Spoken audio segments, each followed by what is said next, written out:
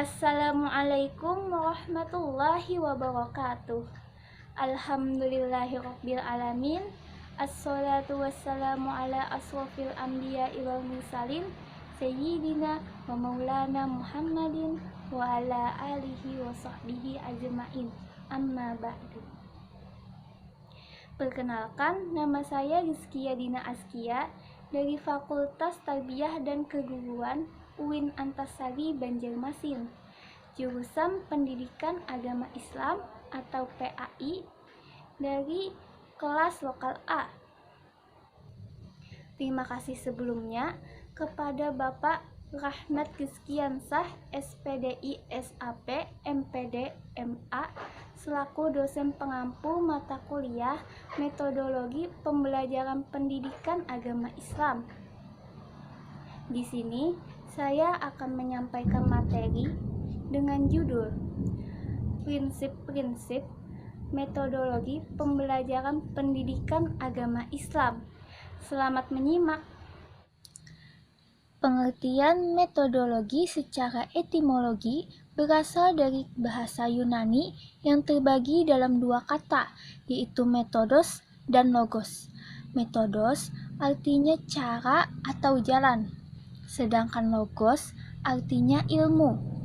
Jadi, metodologi adalah ilmu mengenai cara atau jalan. Dalam bahasa Arab disebut dengan minhaj, wasilah, kaifiyah, dan thariqah. Di dunia pendidikan lebih dikenal dengan istilah thariqah, yaitu bentuk jamak dari kata turuq yang artinya jalan atau cara yang harus ditempuh. Nah, makna thariqah ini dapat diartikan sebagai jalan atau cara yang strategis dalam melakukan suatu pekerjaan. Dalam bahasa Inggris, metodologi disebut dengan method atau way. Yang kedua kata ini memiliki arti cara. Namun, metode lebih dipakai karena metode sendiri mengungkapkan cara yang paling tepat atau efektif dan cepat atau efisien dalam melakukan sesuatu. Menurut Kamus Besar Bahasa Indonesia, metodologi memiliki arti ilmu tentang metode, uraian tentang metode. Pengertian metode menurut KBBI adalah memiliki arti cara teratur yang digunakan untuk melaksanakan suatu kegiatan guna mencapai tujuan yang ditentukan. Dari sini dapat kita simpulkan, metodologi merupakan ilmu pengetahuan mengenai jalan atau cara yang harus dilalui untuk mencapai suatu tujuan. Pengertian pembelajaran. Dalam pasal 1 butir 20 Undang-Undang Nomor 20 Tahun 2003 tentang Sistem Pendidikan Nasional berbunyi, pembelajaran adalah proses interaksi peserta didik dengan pendidik dan sumber belajar pada suatu lingkungan belajar. Adapun dalam bahasa Inggris disebut dengan instruction yang memiliki arti lebih luas daripada pengajaran. Nah, pengajaran hanya sebatas guru dan murid di kelas atau ruang formal. Sedangkan pembelajaran atau instruction ini lebih kepada proses belajar. Bisa dikatakan pembelajaran merupakan suatu usaha terencana dalam menyusun sumber-sumber belajar sehingga terjadi proses belajar dalam diri peserta didik. Omar Hamalik berpendapat bahwa pembelajaran sebagai proses hubungan timbal balik atau interaksi antara guru dengan peserta didik. Menurutnya, pembelajaran merupakan sebuah kombinasi yang tersusun atas unsur-unsur manusiawi, fasilitas, perlengkapan, dan proses yang berpengaruh pada pencapaian tujuan pembelajaran. Jadi apabila kita hubungkan metodologi dengan pembelajaran, maka pengertiannya adalah suatu cara atau langkah yang dilakukan pendidik atau guru dalam proses pembelajaran untuk mencapai tujuan tertentu. Pengertian pendidikan agama Islam. Dalam bahasa Arab terdapat 3 istilah. Yang pertama adalah ta'lim, yang artinya mengajarkan. Ini sebagaimana yang tercantum dalam Al-Quran surah Al-Baqarah ayat 151. Bismillahirrahmanirrahim. Kama arsalna fikum rasulam minkum yatlu alaikum ayatina wa yuzakkikum wa yu'allimukumul kitaba wal hikmata wa yu'allimukum ma lam takunu ta'lamun.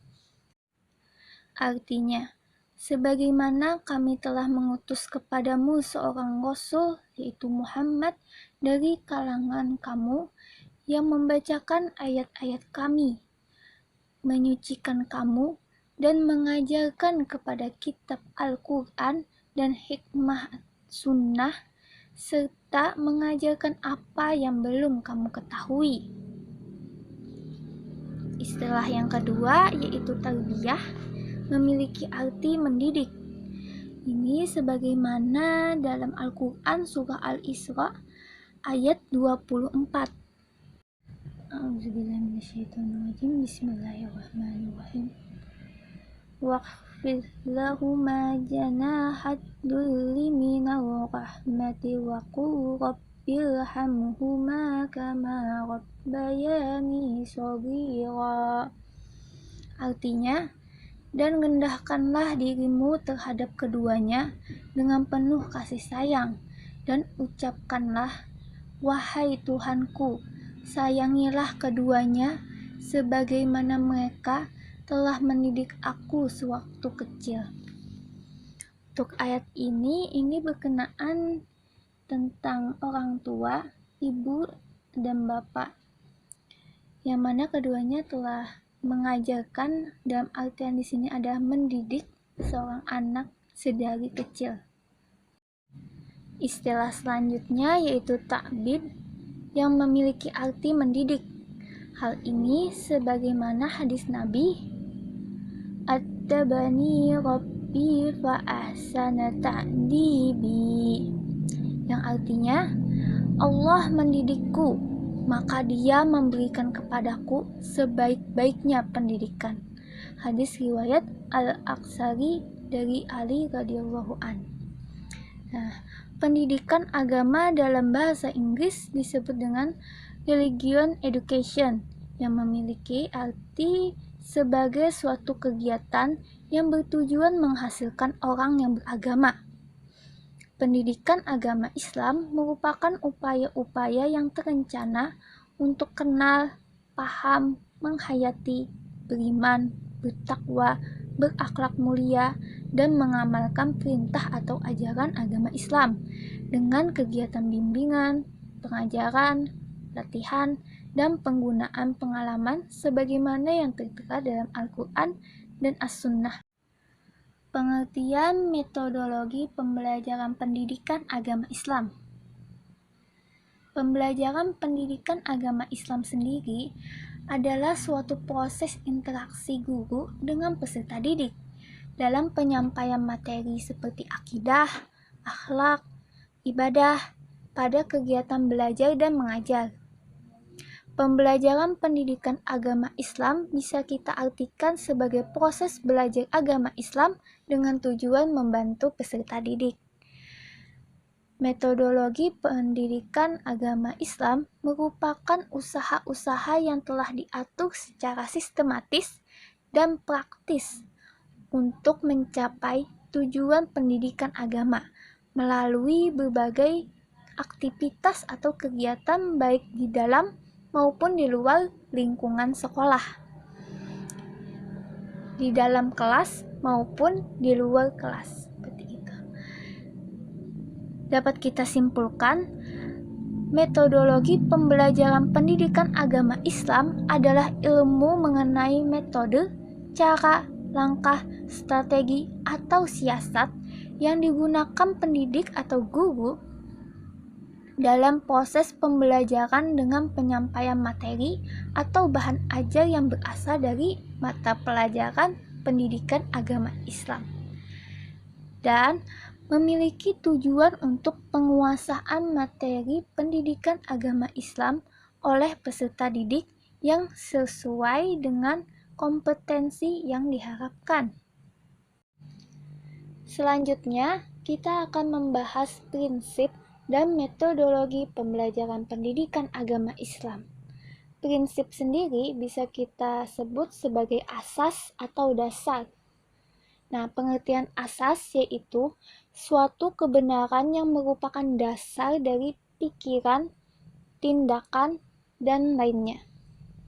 Prinsip-prinsip penyusunan rencana pembelajaran menurut Peraturan Kementerian Pendidikan Nasional Republik Indonesia antara lain. Yang pertama adalah perbedaan setiap individu peserta didik yang diperhatikan. Nah, jadi setiap peserta didik pasti memiliki perbedaannya masing-masing. Perbedaannya tuh seperti jenis kelamin, kemampuan awal, tingkat intelektualnya, bakat, minat, motivasi, emosi, gaya belajarnya, kecepatan dalam menyerap pembelajaran, dan sebagainya. Yang kedua adalah peningkatan keaktifan peserta didik, yang mana proses pembelajaran harus berpusat pada peserta didik yang menarik minat bakatnya, menarik motivasinya, sehingga mereka aktif. Yang ketiga, peningkatan budaya membaca dan menulis. Membaca dan menulis ini sangat penting ya, apalagi dalam proses pembelajaran. Selanjutnya, pemberian umpan balik juga tindak lanjut. Nah, umpan balik ini tentunya umpan balik yang positif seperti untuk penguatan, pengayaan, dan remedi. Selanjutnya, yang kelima, keterkaitan serta keterpaduan materi pembelajaran.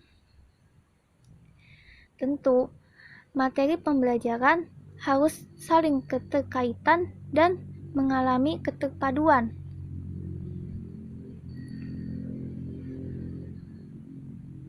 Dan yang terakhir adalah penerapan TIK, teknologi, informasi, dan komunikasi.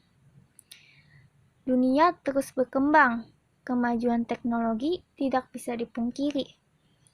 Perlu peserta didik melatih teknologi, informasi, dan komunikasinya agar sesuai dengan tuntutan zaman. Adapun prinsip-prinsip metode pendidikan Islam yang terdapat pada Quran Surah An-Nahl ayat 125 berbunyi, A'udzubillahiminasyaitonirrajim, Bismillahirrahmanirrahim. Ud'u ila sabili rabbika bil hikmati wal mau'izatil hasanati wajadilhum billati hiya ahsan. Inna rabbaka huwa a'lamu biman dhalla an sabilihi wa huwa a'lamu bil muhtadin. Artinya, dan serulah manusia kepada jalan Tuhanmu dengan hikmah dan pengajaran yang baik. Berdebatlah dengan mereka dengan cara yang baik. Sesungguhnya Tuhanmu, Dialah yang mengetahui siapa yang sesat dari jalannya, dan Dialah yang lebih mengetahui siapa yang mendapat petunjuk.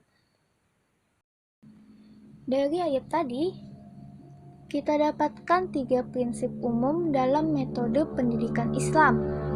Yang pertama adalah al-hikmah atau cara yang bijaksana. Yang kedua adalah al-mau'izab atau dalam artiannya adalah pengajaran yang baik. Dan yang terakhir, yang ketiga, al-mujadalah, yaitu berdebat atau perselisihan yang baik. Nah, jadi metode dalam pendidikan agama Islam ini prinsipnya adalah bijaksana, pengajaran yang baik, dan berdebat. Berdebat di sini adalah untuk kebaikan, berdebat dengan cara yang baik juga. Maka pendidikan hendaknya dijalankan dengan kebijaksanaan, menjunjung martabat manusia, dan memperhatikan perbedaan di antara peserta didik dengan baik. Prinsip kita hubungkan dengan metodologi pembelajaran pendidikan Islam adalah sebagai pemikiran dasar untuk melakukan metode pendidikan Islam. Selanjutnya, kita bahas prinsip-prinsip metodologi pendidikan Islam. Menurut pendapat yang pertama, Omar Muhammad Al-Taumi Al-Saibani, beliau mengatakan prinsip-prinsip metodologi pendidikan Islam antara lain: 1. Mengetahui motivasi, kebutuhan, dan minat peserta didik. 2.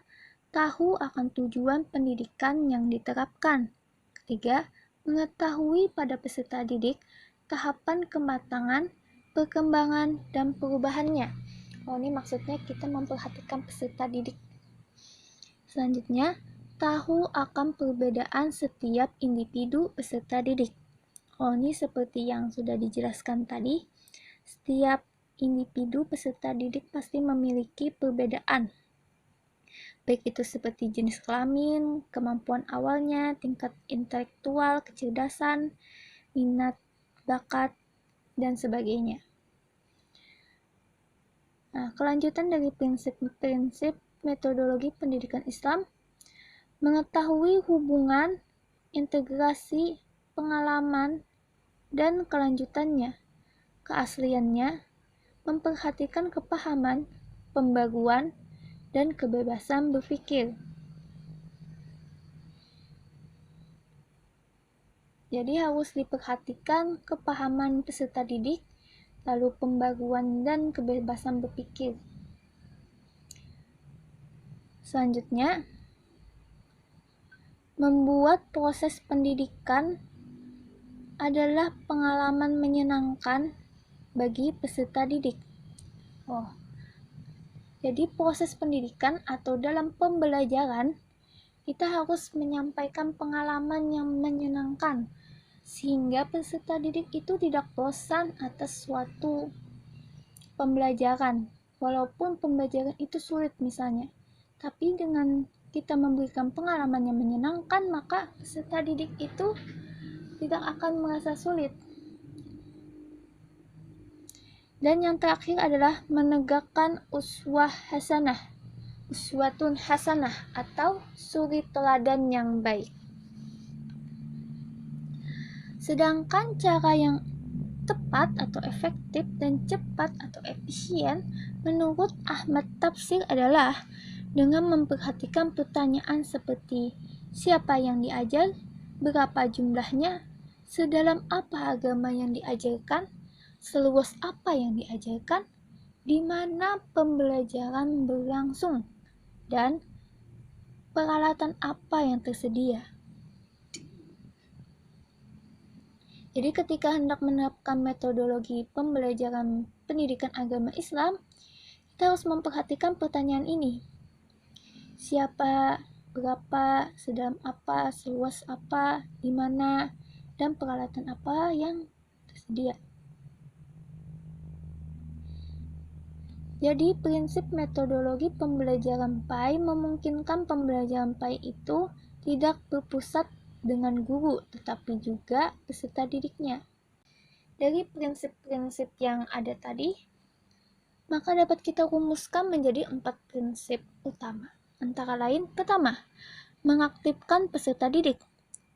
Yang kedua, memotivasi peserta didik. Yang ketiga, penyediaan pengalaman mengajar. Dan yang terakhir, keempat, adalah pendekatan komunikasi dalam pembelajaran. Mari kita bahas satu persatu. Yang pertama, mengaktifkan peserta didik. Kata mengaktifkan sendiri memiliki arti membuat jadi aktif, menggiatkan, menyebabkan aktif. Nah, aktif ini adalah giat dalam artian giat bekerja dan berusaha menurut Kamus Bahasa Indonesia. Usaha dan perilaku kompleks dari peserta didik bisa kita sebut dengan belajar. Kekompleksan belajar itu dapat dipandang dari dua subjek, yaitu dari pandangan peserta didik dan pandangan pendidik atau guru. Dari pandangan peserta didik, belajar adalah suatu proses di mana para peserta didik menjalani proses mental dalam menerima bahan ajar.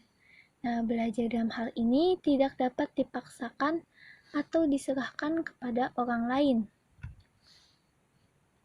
Kecenderungan orang memandang peserta didik atau anak atau peserta didik merupakan makhluk yang aktif. Mengapa demikian? Hal ini karena anak atau peserta didik memiliki dorongan dalam membuat atau berbuat segala sesuatu atas keinginan atau kemauan mereka sendiri. Maka dapat kita simpulkan, mengaktifkan peserta didik adalah dengan mendorong kemauan peserta didik dalam belajar yang giat. Selanjutnya, prinsip yang kedua yaitu memotivasi peserta didik. Kata memotivasi menurut Kamus Bahasa Indonesia memiliki arti memberikan motivasi. Motivasi yaitu dorongan yang timbul pada diri seseorang secara sadar maupun tidak sadar untuk melakukan tindakan dengan tujuan tertentu. Atau dalam artian kedua, usaha yang menyebabkan seseorang atau sekelompok orang tertentu tergerak untuk melakukan sesuatu yang ingin mencapai tujuan yang dikehendakinya. Dan dalam arti yang ketiga yaitu perilaku berupa dorongan yang melekat pada diri yang ditujukan untuk suatu tujuan. Nah, apabila kita hubungkan motivasi ini dengan peserta didik, maka akan terikat pada minat. Ya, setiap peserta didik pasti memiliki minatnya masing-masing atas suatu bidang studi atau pembelajaran tertentu yang menarik perhatiannya dan menimbulkan motivasi untuk mempelajari bidang studi tersebut. Maka dapat kita simpulkan, memotivasi peserta didik adalah dengan menarik minat mereka. Selanjutnya, penyediaan pengalaman mengajar. Penyediaan bisa kita sebut sebagai proses atau cara. Setiap diri peserta didik pasti memiliki berbagai kemungkinan dari potensi. Nah, kemungkinan dan potensi tersebut jika kita kembangkan akan mengarah pada tujuan yang baik serta optimal. Maka dapat mengarahkan peserta didik memiliki kesempatan untuk mengalaminya sendiri atau terlibat langsung. Ada pendapat dari Edgar Dale mengenai belajar. Belajar yang paling baik itu belajar lewat pengalaman langsung.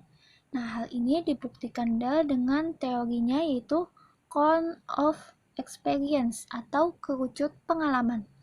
Nah, kerucut pengalaman ini adalah sebuah klasifikasi pengalaman dari tingkatan paling konkret atau nyata sampai pada tingkatan abstrak. Paling abstrak atau tidak berwujud, tidak nyata. Dapat kita lihat di sini ada segitiganya. Nah, yang pertama adalah paling atas ini verbal. Nah, mengapa dia paling atas? Dari paling atas ini wilayahnya kecil, tingkatannya kecil. Nah, paling abstrak atau tidak berwujud kecil. Verbal ini adalah lisan, secara lisan. Nah, yang di bawahnya yang kedua adalah simbol visual. Visual itu penglihatan, simbol penglihatan. Yang ketiga ada visual. Keempat, radio. Nah, ini mulai besar. Terus film, di bawahnya lagi TV. Nah, terus ada wisata. Wisata, demonstrasi, partisipasi, observasi. Nah, yang terakhir, tingkatan yang paling besar, yang paling konkret adalah pengalaman langsung. Verbal, lisan kita mendengarkan. Visual kita melihat. Ini mengingatkan kita pada sebuah teori Konfusius, yang mana apa yang saya dengar saya lupa.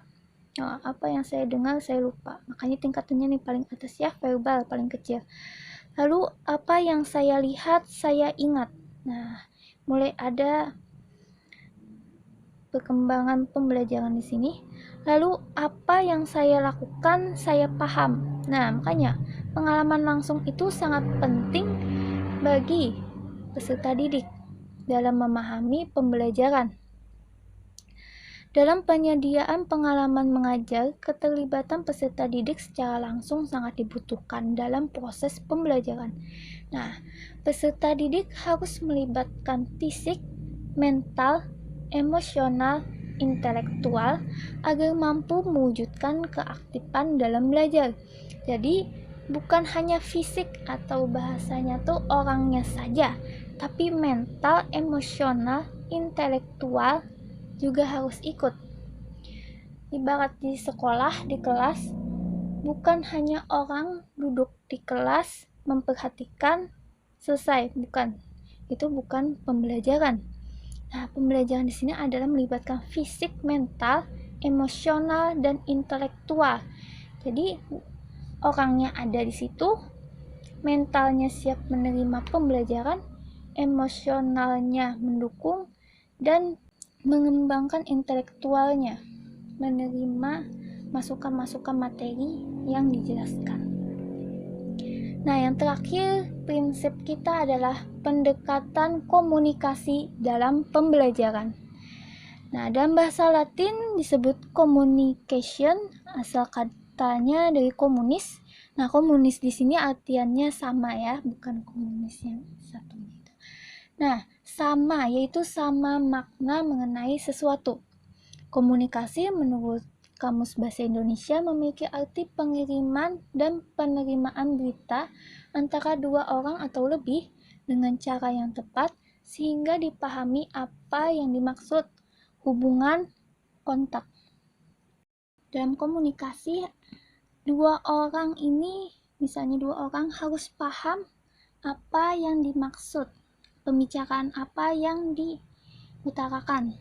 Misalnya nih, satu orang ini kan menyampaikan maksudnya, lalu yang pendengar ini tidak paham apa yang dimaksudnya. Satu orang tidak paham, tidak mengerti maksudnya, maka bagaimana komunikasi akan berjalan? Jadi dapat disimpulkan, komunikasi adalah hubungan timbal balik di antara dua orang atau lebih mengenai kesamaan makna atau pembahasan yang dipahami untuk tujuan tertentu. Dasar-dasar yang harus dipenuhi agar komunikasi berjalan efektif. Nah, ini menurut Mujamil Qomal. Yang pertama adalah jelas dalam berpikir dan berbicara.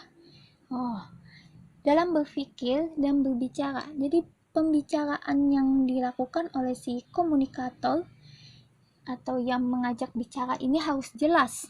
Yang kedua, menyampaikan sesuatu yang penting. Sesuatunya harus penting. Lalu memiliki tujuan. Selanjutnya, menguasai topik masalah. Ini tentu.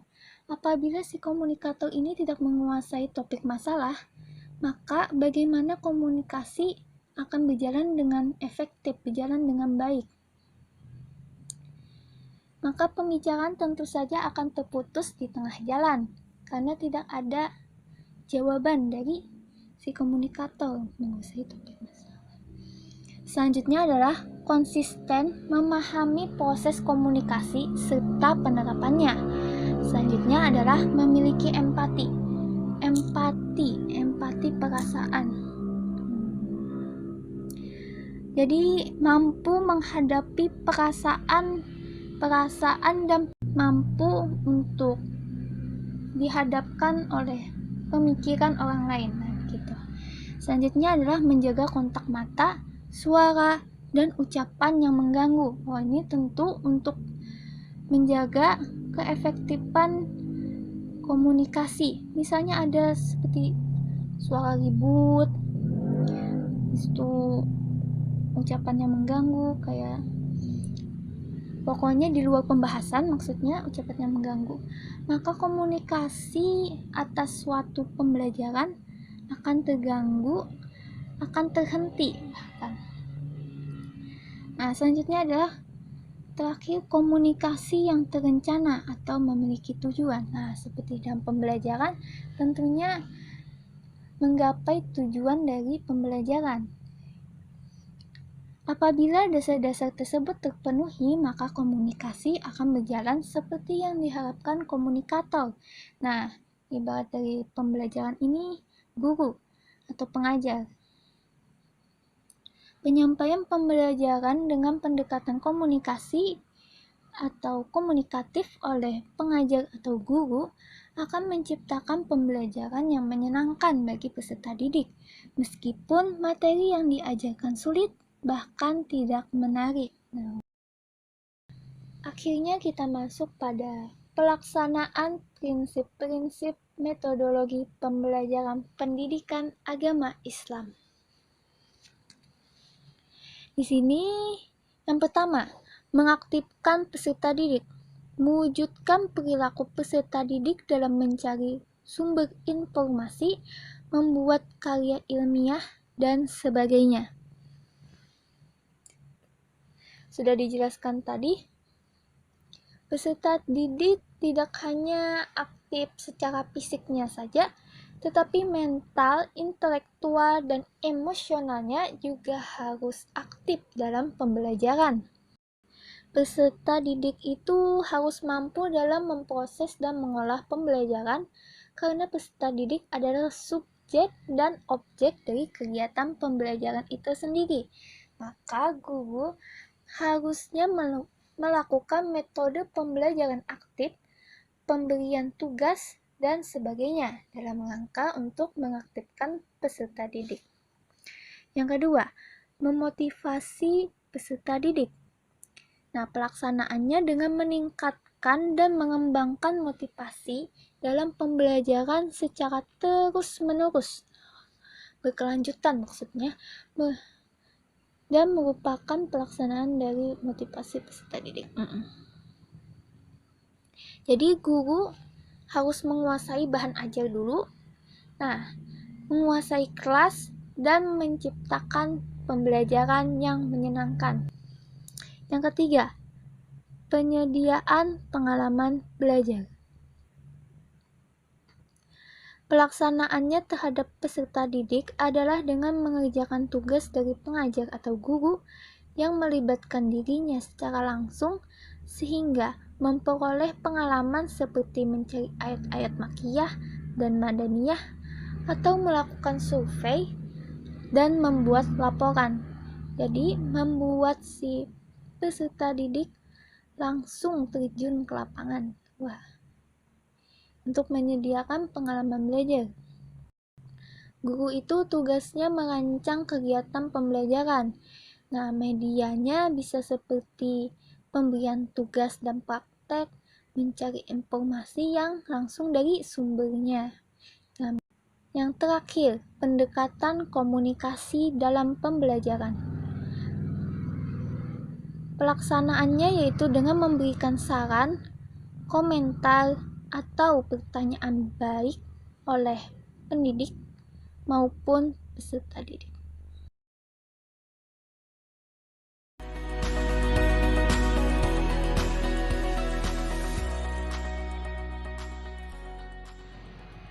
Demikian yang dapat saya sampaikan. Mohon maaf apabila masih ada kekurangan. Wabillahi taufik wal hidayah, waridho wa inayah. Wassalamualaikum warahmatullahi wabarakatuh.